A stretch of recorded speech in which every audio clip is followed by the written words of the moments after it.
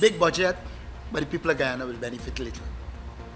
Now you're talking about 130,000 threshold.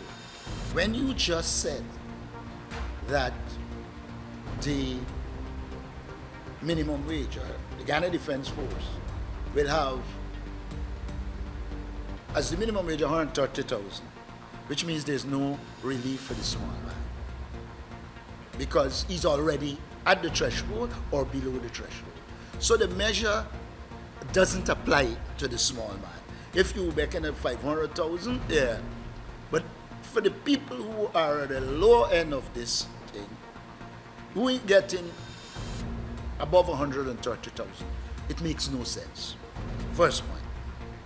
The second point I want to make is that the measures that are mentioned, the tax policy measures, they are self-contradictory. On the one hand, you're saying that we carry the threshold to 130, and then you start to outline that you will get a 10,000 on every child, etc. If you're below 130, how are you getting this 10,000? So again, it's not for the average man. You follow me? Here is it on $130,000. And you're saying you're going back to a system they had years ago, which I have no problem with. But you are talking like if it is going to bring benefit to the small man. You put the threshold at 130,000 and the minimum wage is not above 130,000. It means it wouldn't benefit the small man. And that needs to be clear. If this government was serious about using tax measures to help everyone, let's put some here for farmers, some here, the average Guyanese would have benefited more if they had brought the VAT down from 14% to say 10%. Because what that means is every Guyanese who going out there and purchase, they will be spending less because they are paying less VAT. And so a reduction in VAT could have covered all those measures that they claim. But then they want to appear to be giving relief to women with newborn babies. I don't know if they have an idea the hospital bill they pay and what it costs to start a child. $100,000 is nothing of consequence. And if they go to a private hospital, the 100,000 don't get knocked out. So, but the other thing is, let me say this. I don't mind you announcing a measure. Tell us what it is intended to do, how it is going to impact the society. He didn't say anything about that. No, get me clear. He announced some measures. Like for instance, you can get an additional 10,000 per child. Now that is not applicable to the small man because the threshold is 130 and they ain't gonna be paying any tax. So who this measure is for? From tax. There are many other things that you could have done. Many other things that you could have done to increase the income of the person. I'm saying to you first, we had said a minimum of 200 to 400,000 for the threshold. But for people to benefit, you had to increase their wages at least to 200,000. Then and only then you would have been able to use your tax measures to help. And that is why I went straight to VAT.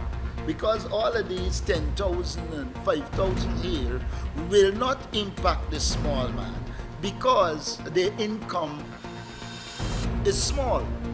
If you give people a livable income, then they would have a high income and then some of them would have applied.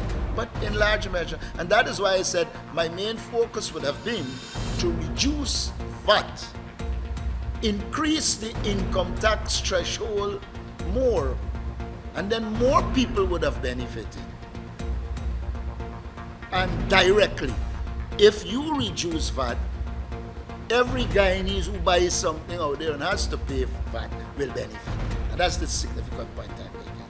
The, the old age pension thing is a joke. Let me tell you why. Here is deceitful Ashley Singh saying the APNU promised to increase it by 100%. Remember he said that?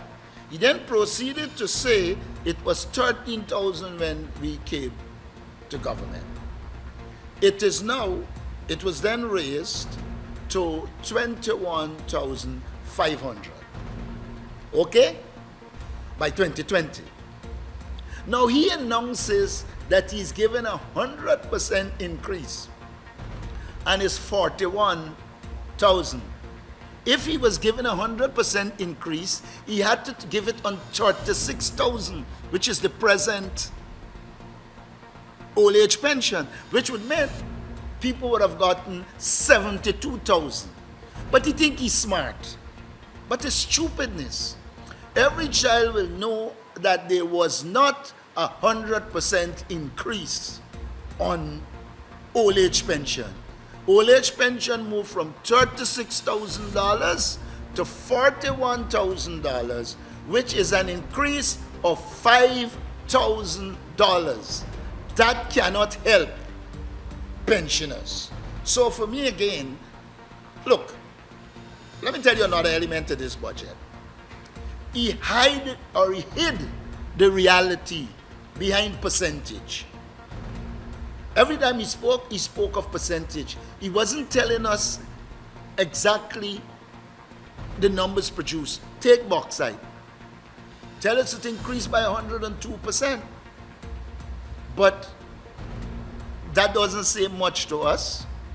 If I get in $2 and it increased by 100%, I get $4. But that doesn't make it significant. And so they ended up hiding the reality by hiding behind percentage rather than using the actual figures in production that will tell you a story. Because until now, we don't know the production figures for those different institutions. We only would have heard percentage. If there was a decline in bauxite production in 2023.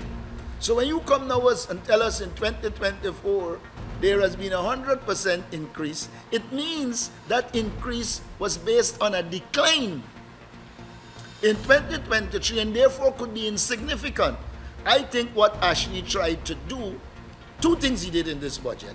He sought to hide the incompetence, etc., using percentage.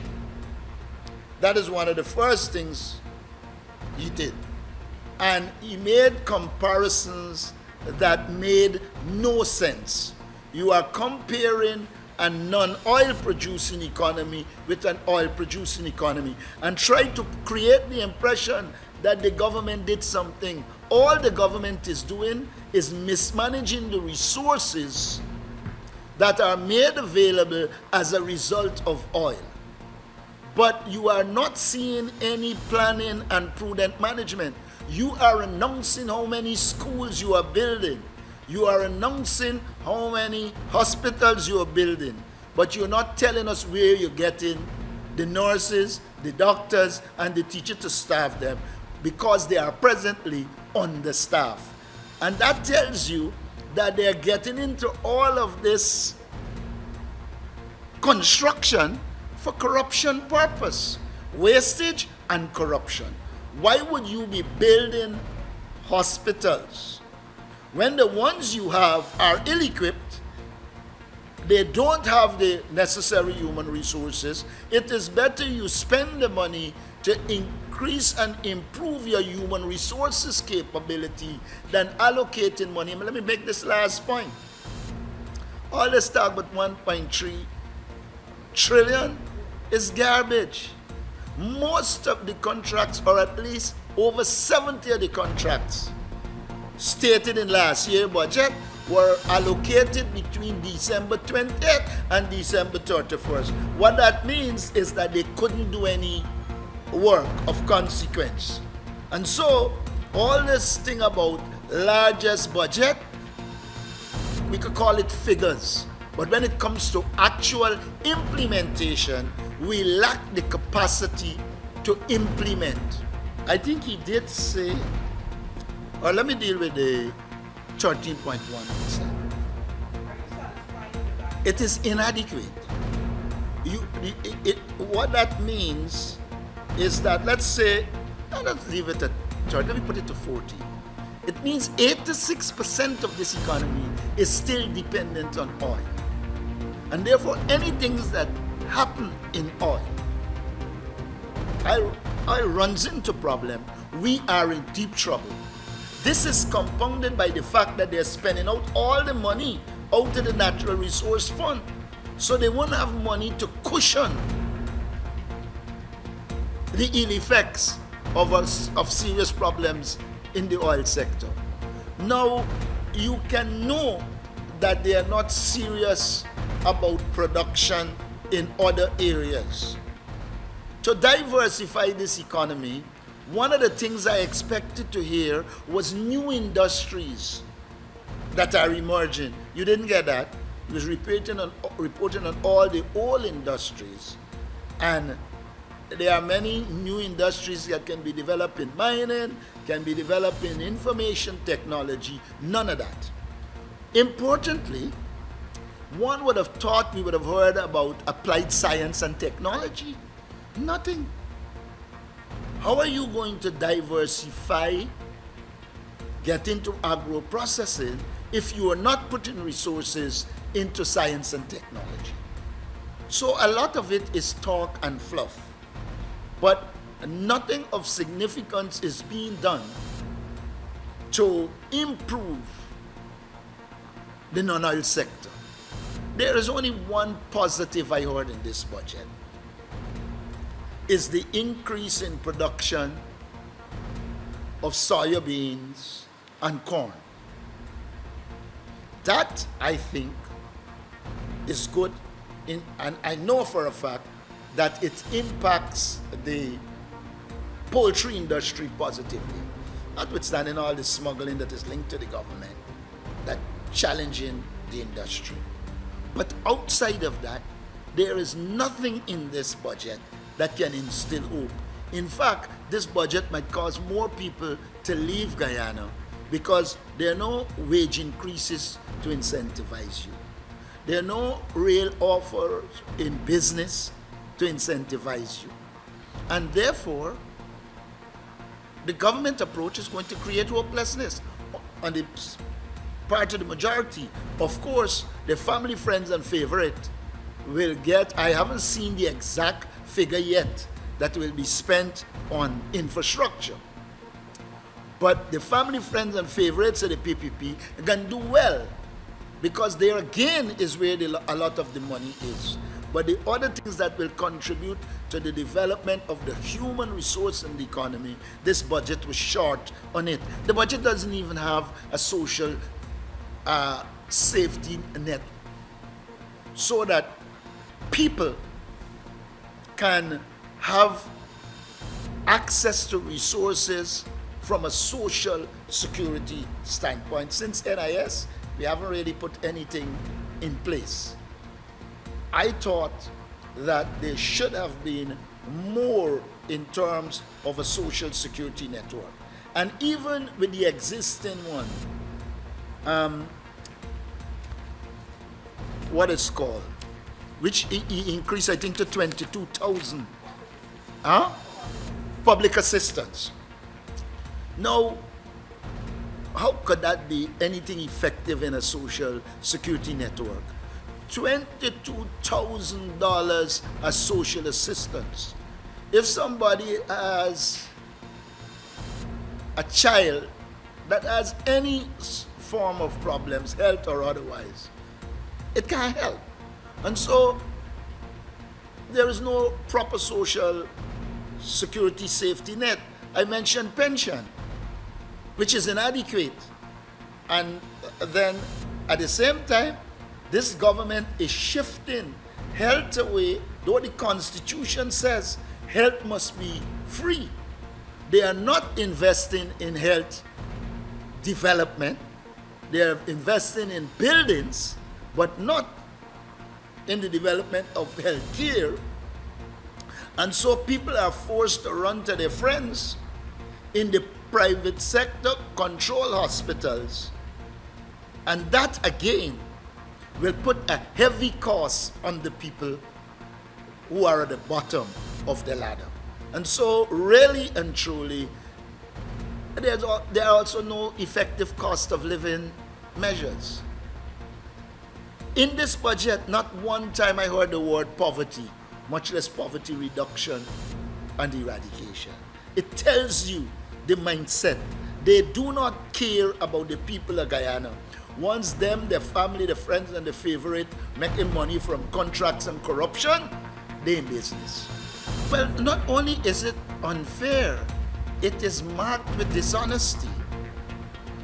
Electricity improved under the APNU AFC, including GPL becoming a profit-making institution. It has become a burden at this stage. And may I point out, there were less blackouts. We were solving the electricity problem. Christmas, people didn't have to buy fairy lights. GPL, they doing it for them, it on, it off. Now, water. We gave a better quality water.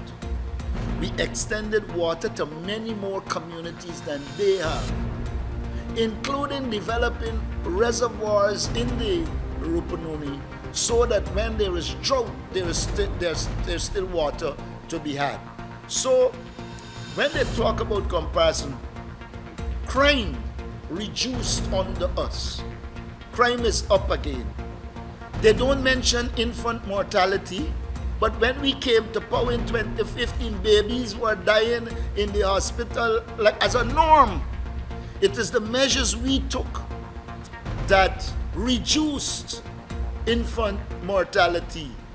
Performance at CXC was increasing. It's going back down again. All they're excited about is they could afford to pay for the children. They got to the best school, get the best resources. They get the best results, and some of them don't get the best results. The minister family got to get them into the best school. So I don't know. It is wrong to compare, because 2015 to 2020, we did not have oil resources. 2020 to 2025, the PPP has oil resources.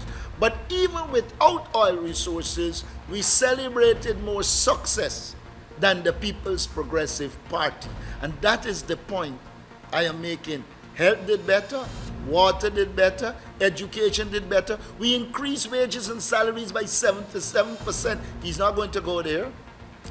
Workers' wages and salaries increased under us by 77+%. So the comparison, apart from being unfair, is also characterized by dishonesty.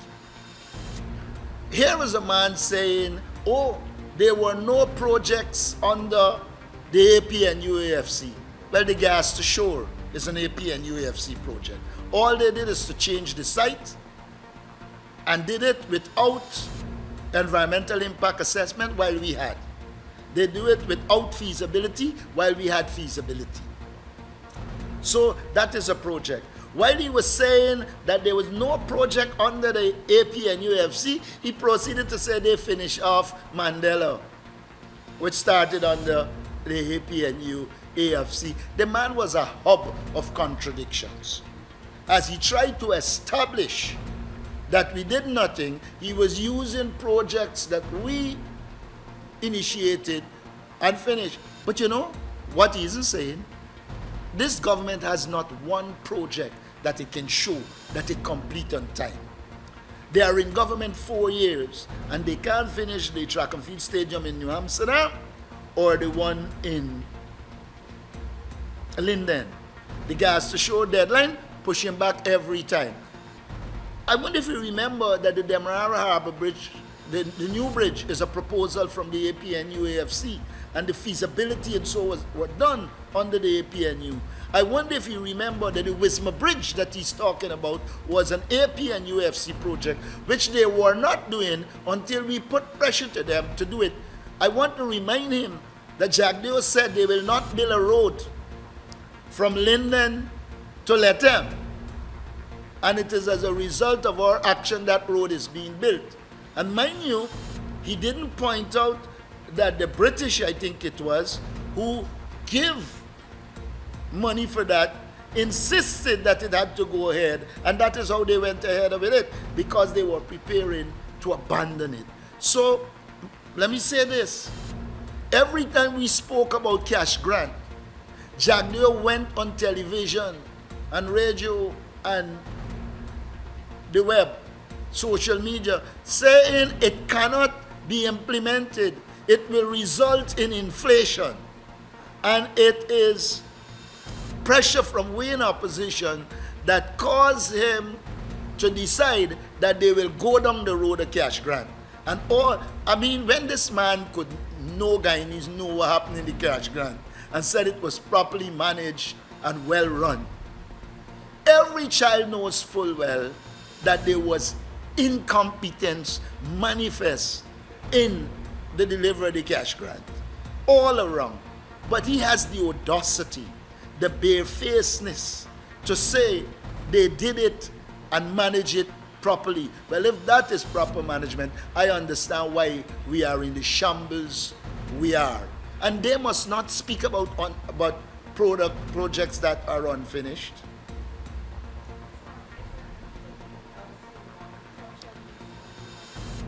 I want to touch on the fact that when it comes to wages and salaries, this government announced 8% increase. 8% on 100,000 is $8,000. It means you are going from 100,000 to 108,000. 8,000 increase on salaries is ridiculous.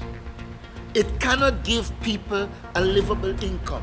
We have said at least 200,000 will provide a livable income. It was clear to me that Ashley Singh had nothing to say. And that is why he tried to hide all of the failures under the government under some false comparisons. You cannot compare unequals. APNU AFC without oil cannot be compared with the PPP with oil. And I can tell you, the whole 5 years of the APNU would add up to just about 1 or 2 at the budgets. So there are more resources to be allocated. The problem is the government is not allocating them properly and they are mismanaging it. I wanted, and we'll ask them in the parliament, let them tell us where these 250 plus shade house are and see if they were properly allocated and fairly allocated. You notice this is the first budget. If I can talk about black belly sheep, like the sheep that run away. The last 2 budgets they were going on like if black belly sheep was successful. Now suddenly they become sheepish.